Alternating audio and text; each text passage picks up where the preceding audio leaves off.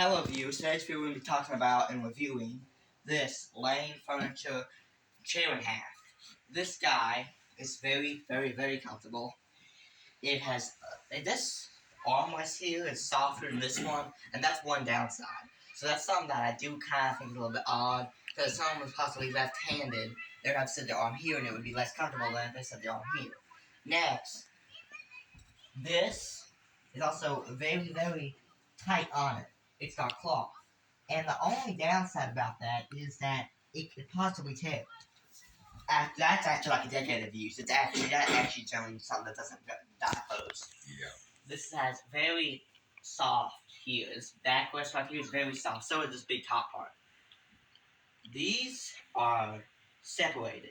So if you actually feel it, this back wall here is actually connected and it goes down.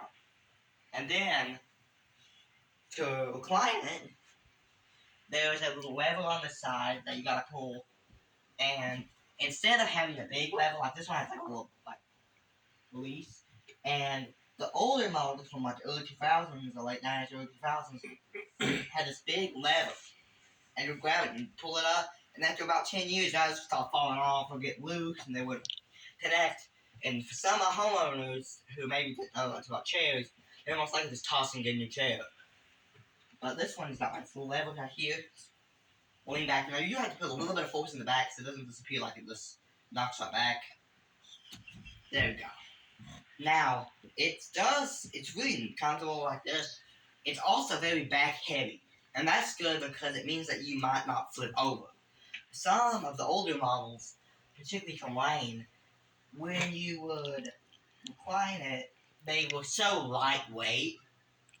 Even though it was so easy to get into like a moving truck, it would actually could possibly flip the chair right over.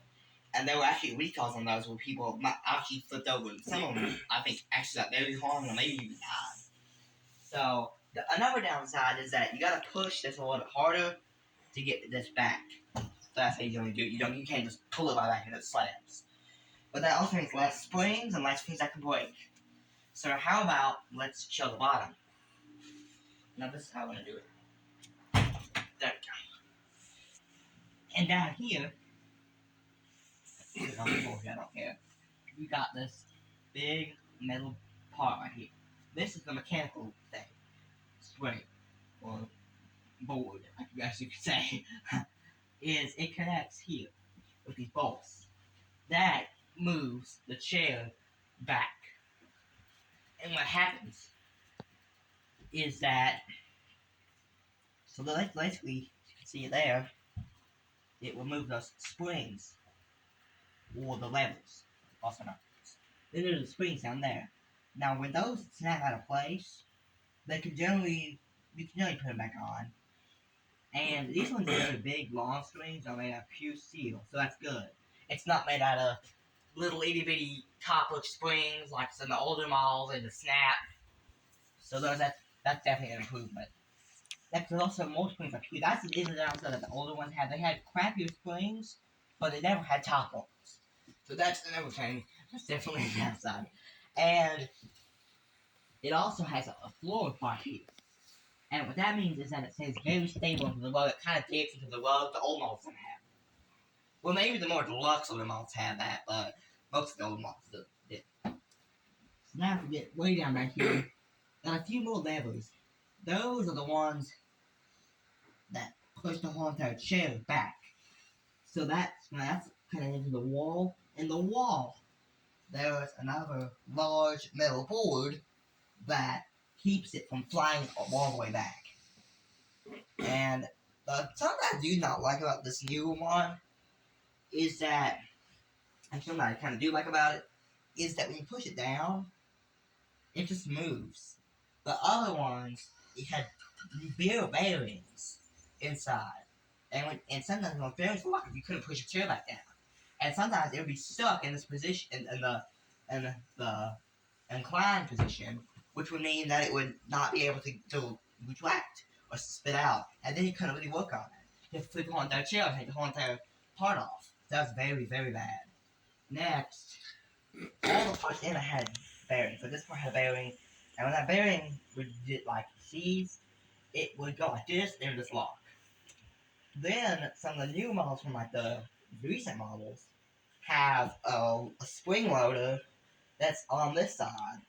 When you push it back in, that can keep it from going down for a safety feature, but it actually can also make it be a little bit more problematic because you have another spring that can break, and it's a very common wear point that particular part. Next, another thing that's really good about these models is that the bar is not straight; it's curved. And what that means is that it doesn't just have a straight load, and that also means that you can cut some of the cloth off this chair here, and it can cut through the wood. And that is bad. Because that can cause all kinds of problems. That can cause the wood to get chewed through, and then when you sit here, it creaks. It puts all the leverage on this bottom piece. And then it puts you like, because then a lot, it can just break that wooden part, and you're going to be like, $700 to replace that part. And that's just way too much money. That's another thing about these lane walls, is that they're very difficult to repair. Not difficult to repair, but expensive to repair. And some other models I noticed had like another lever on this side where you could, like, I want to say it made it lean back further. And that also meant that this one has a big spring. The old one has a big spring, and the other one has a big spring on that side that connects to a big lever. And that pushes that side down, that side down. So that's weird, and that's never failure point. And that's what the this model doesn't have. It also has a little space right here. So if someone really wanted to get experimental and cut that part off, they could actually view the inside of it. And that's what you actually kind of have to do to repair these. If you can see in there is cloth, like fibers. And when you cut through it, it opens up this part inside here that we pull this part down, and it views the inside of it. And so this is a piece of wood right here. And that's something I also like about these modern units, is that they have a lot of wood in them. They're just not the steel. And why do I feel that? Because there's bearings and many mechanical parts that can possibly fail. And when wood holds it up, it's good in the inside climate. But like the models out there, we have an older recliner. It's well over 10 years old. And it has a big lever. And it is, I think it's mostly made out of wood or metal. So what that means is that it's not prone to rusting. Like the wooden models, like, rot necessarily. And that's very bad. Especially in moisture climates. Then, this backside, it has a lot of, like, it's very thick. And that's another thing. Is some of the older models, even though they were very comfortable still, you would actually, your back would kind of, your spine would kind of hit the back side of the chair, and it could be uncomfortable, and after a long time it would wear down, and then it would just become problematic.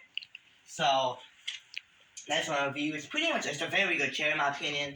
I'd rank it about, in a scale of 1 to 10, 1 being the worst, 10 being the best, I would definitely give it a 9. Because, an 8, because there are only a couple things that I don't like about it. And so, since then, please subscribe, leave comments, and always, there's your dinner!